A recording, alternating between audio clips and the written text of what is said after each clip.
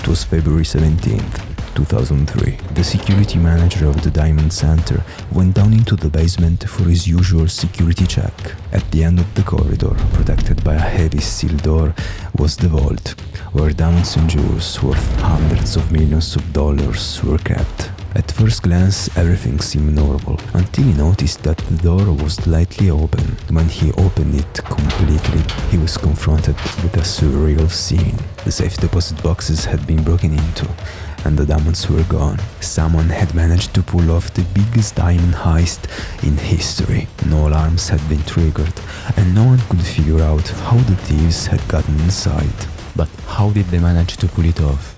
To find out, we need to go back 2 years. Antwerp, Belgium, August 2001. Inside the Diamond District, there was a 400-meter-long street full of jewelry shops and luxury boutiques, at the end of which stood the imposing Diamond Center, a majestic palace that housed one of the most secure vaults in the world, and through which 80% of the diamonds of the entire planet passed. Leonardo Notarbartolo was a former robber who now worked as a diamond dealer and had an office and an apartment on that street. One afternoon, while he was returning home, a stranger stopped him to introduce himself. His name was Jeremiah. He knew about Leonardo's criminal past and invited him to dinner to talk. Leonardo, I need your help for the heist of the century. We want to rob the Diamond Center, he said, looking at him straight in the eyes. He already had a team. They had already inspected the place, but they were stuck. This is exactly why we need you. You have an office on the 3rd floor, which allows you to request a safety deposit box inside the vault. From the inside, you will be able to capture some footage of the surveillance systems. We know for sure that this heist can be done. But you, dear Leonardo, are essential to complete this mission. The plan was extremely ingenious, but very risky. The Diamond Center housed a vault considered one of the safest in the world, with a steel door as thick as a wall and protected by state-of-the-art alarms. Leonardo felt a surge of adrenaline reminiscent of his criminal past. You've convinced me. I'm in, said Leonardo decisively. If they had managed to succeed, they would have made history. First of all, Jeremy introduced the other 3 members of the gang to Leonardo. The monster, a genius at disarming security systems. He knew how to disable any type of alarm or sensor without leaving any trace. The lockpicker, a 60-year-old man, highly skilled with keys and metalworking, famous for having opened some armored doors considered impenetrable. The genius, an unrivaled hacker, capable of disabling video cameras and breaching computer networks. Then, Jeremy went into detail. It was very important to understand the layout of the building and the alarm systems that protected it. The Diamond Center was divided into 3 blocks: Block A, Block C, and Block B. And just 2 floors below Block B was the Diamond Vault, a fortress protected by 10 levels of security. Private security guards active 24 hours a day, cameras everywhere, an extensive network of motion, light and heat sensors, and a massive 3-ton steel door secured by an 8 inches long key, a magnetic sensor, and a code with 20 million possible combinations. Inside, the area was protected by a steel gate and additional sensors for light, heat, and motion, while the diamonds and jewels were stored inside 187 safety deposit boxes, each secured with a padlock and a combination with 19,683 possible variations. Leonardo's first task was to request the opening of a safety deposit box in the vault. Then, under the pretext of depositing some diamonds, he entered the vault with a micro camera hidden in a velvet pouch typically used to hold diamonds, and recorded all the internal alarms, so that the monster could study them in detail to figure out how to disable them. But it was at that very moment that the gang encountered their first major obstacle. When the genius connected the micro camera to the laptop to examine the footage recorded by Leonardo, they saw a Doppler radar in this exact part of the vault. It was an advanced sensor capable of detecting even the slightest movement. It's impossible to disable it. said the monster. The discovery crushed all their hopes. In the presence of that raider, there was nothing they could do, and so, after over a year of planning, the team abandoned the project. That same afternoon, however, still half asleep and confused, Leonardo remembered an advertisement he had seen on TV the day before and found the solution.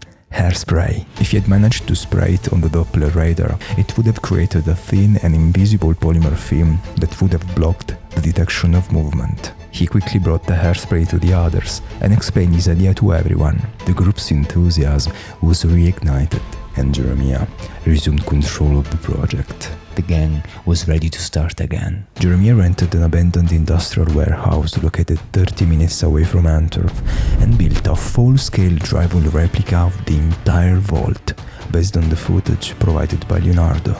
We have to hurry. We've been working on this heist for almost 2 years. If the guards change the security protocol or add an alarm, we risk ruining everything. The monster recovered sensors that were identical to the original ones.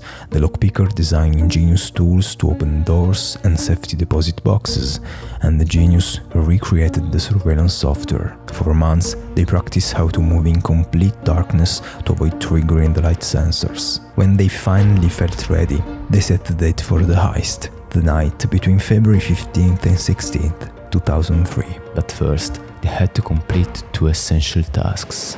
First task, the genius, the monster, and the lockpicker entered the diamond center at night, disabled the external alarms, reached the armored door of the vault, and replaced this extinguisher with a perfect copy modified by the genius. This replica was equipped with a micro camera pointed directly at the armored door. In this way, they could see all the secret codes that the guard used to open the vault door every single morning. Second task. The day before the heist, Leonardo walked into the vault pretending to deposit some diamonds and went into this privacy booth, which wasn't monitored by any camera. At the top there was a small vent, so he stood on the chair and spread the hairspray onto the Doppler radar, creating a thin polymer film that was supposed to disable the sensor. Finally, they were ready.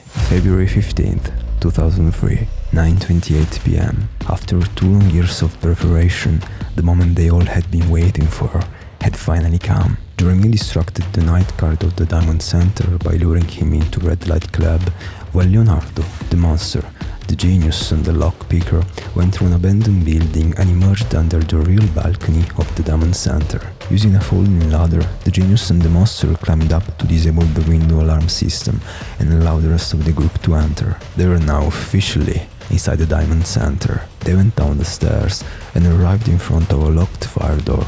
The lockpicker opened it with ease, and so they found themselves in the vault room, an area filled with motion, light and heat sensors. The monster put on a shield made of polymer triangles and, walking very slowly, deactivated each sensor one by one. Finally, the group reached the massive steel door of the vault, protected by a magnetic field that couldn't be altered even by a fraction of an inch. Opening that door required 3 essential steps: deactivate the magnetic field, retrieve the access code, which the guard changed every day, and pick the lock. To neutralize the magnetic field, the monster and the lockpicker glued the 2 magnets onto an aluminum plate so that they always remained at the same distance. To obtain the access code, they removed the micro camera from the fire extinguisher that they had placed there a month earlier and connected the micro camera to the computer to watch the footage of the guard who had set a new combination that same morning. But they discovered that while he was typing the code, he had covered the last 2 digits with his hand. They all fell into utter panic. Without those 2 digits, the entire operation would have failed. Not to mention, they were running out of time. The guard could return at any moment for a patrol, and they had only 5 hours before the sun rose and the streets filled with people. If they didn't leave in time, someone could notice them during the escape. They decided to stay at the computer and carefully observe the guard's movements over the preceding days. At 7:30, he took the elevator down and entered through a small door on the left side of the vault. Then he approached the large door of the vault, entered the code, and inserted the key. Wait! Said Leonardo. He noticed that the last 2 digits followed a logical sequence. We have to type 18, I'm pretty sure. The guard enters the last 2 digits following a fairly simplified pattern. Meanwhile, the lockpicker stood aside, his gaze fixed on the laptop. Then he suddenly got up and ran down the stairs towards the armor door. He sensed that something was off. In the videos, the guard could always be seen pulling out the key and entering through the door on the left side of the vault. Then he came out and headed for the elevator with nothing in his hands. Every day, always the same routine. Why is he going in here? Asked the lockpicker, pointing at the small door on the left side of the vault. Every single day. He enters with the key and comes out without it. The lockpicker opened the door to the small room to uncover the mystery, and he couldn't believe his eyes. Inside, he found 2 small metal plates that, when combined, formed the original vault key. After inserting the key, Leonardo entered the initial digits of the code, and then the last 2 he had deduced. He first entered the 1, and then the 8. He broke out in a cold sweat from the tension. Seconds stretched into what felt like an eternity. Then they heard a click. The heavy door swung open. They had made it. But before reaching the safety deposit boxes, there was another obstacle, the steel gate. While the lockpicker got to work with his tools to open it, Leonardo and the genius broke into the surveillance control panel and put all the camera tape recordings from the last few months into a backpack, replacing them with an adult movie. After leaving the room, Leonardo was struck by an excruciating pain in his back that caused him to collapse to the ground. And so, to avoid compromising the mission, the group helped him leave the building in the same way they had entered. His new mission was to get himself together and act as a lookout to monitor the outer perimeter. At 2:11, his cell phone rang. It was Jeremiah. The guard is about to return, and I can't hold him off any longer. He said before hanging up. The guard was coming back earlier than expected. Leonardo saw him coming from afar, and soon after, he entered through the main door. The gang remained perfectly still, motionless, praying that he wouldn't go on a security patrol, and fortunately, the guard went straight to his apartment without checking the vault. In the meantime, lockpicker managed to open the steel gate, and the monster deactivated all the internal alarms. They were finally inside the vault, and the most delicate part of the plan was about to begin. The lockpicker pulled out his invention, the giraffe, an ingenious tool that he used to open a total of 123 safety deposit boxes. At precisely 5:12, Leonardo's cell phone rang. We're done here, said the monster. They left the building with caution, without arousing any suspicion or triggering any alarms. And once safe in Leonardo's apartment, they opened their bags and found themselves in front of an invaluable treasure. 15 pounds of both rough and cut diamonds, over 22 pounds of gold bars, coin collections, millions in cash and various currencies, and hundreds of pieces of jewelry. They couldn't believe their eyes, but there was no time to waste. They had to get rid of the evidence immediately. There were discarded bags with the Diamond Center logo, velvet pouches that had contained the diamonds, and leftover food consumed during the night. But this was Leonardo's job. He had to sort the trash and burn it outside the city. The group split the treasure and then parted ways. They had pulled off the heist of the century. Now, each of them had to go their own way. Then, Leonardo loaded the trash bags containing the evidence of the heist into his car to burn them far away from Antwerp. But it was at this very moment that he made a fatal mistake. He found an isolated wooded area and parked on the side of the road. He got out of the car, took the bags from the trunk, and headed towards the woods to burn them. At one point, however, he heard a voice coming closer and, overcome with panic, rushed back into the car, leaving the bags behind. As soon as he realized his mistake, he immediately got out of the car to retrieve them, grabbed them, and ran back towards the car. But the bags got caught on some brambles and tore apart, scattering the trash all around. Meanwhile, as the voice grew closer and closer, Leonardo had no other choice. He decided to leave the bags behind, rushed back into his car, and drove off towards Italy. Otherwise, whoever was coming would have seen his face or the license plate of his car. He was convinced that even if someone found that trash, it would have been impossible to trace it back to them. Or at least, that's what he believed. A week later, Leonardo returned to Antwerp to close his office and return his safety deposit box. While he was in the director's office to complete the final paperwork, two men suddenly burst in and handcuffed him. You are the main suspect in the vault heist. You're under arrest.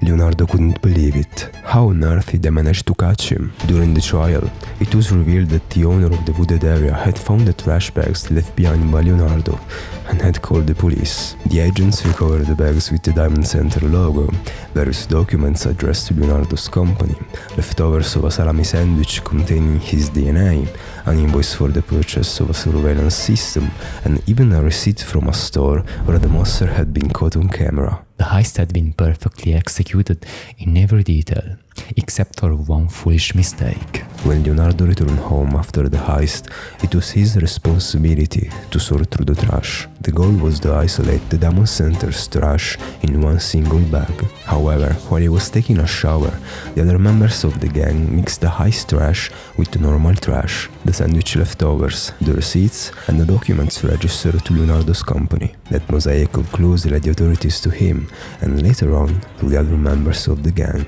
Leonardo was sentenced to 10 years in prison, while the others got 5 years. Jeremiah vanished into thin air and was never caught, while the diamonds, worth a total of $100 million, were never found, and thus the heist went down in history as one of the most ingenious and well executed of all time.